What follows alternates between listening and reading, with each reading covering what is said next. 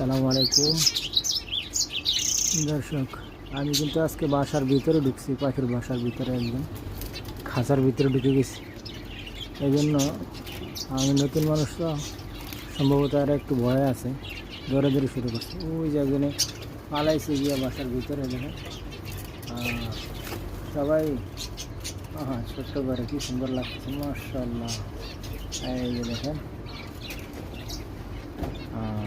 ওই যারা দুইজন উঠতে পারে না, বাচ্চা বয়স কম, এই জন্য এরা নিচে আসে, ধরে না অবশ্য।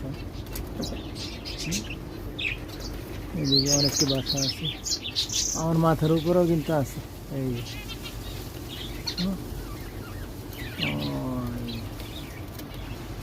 এটা অনেক সুন্দর।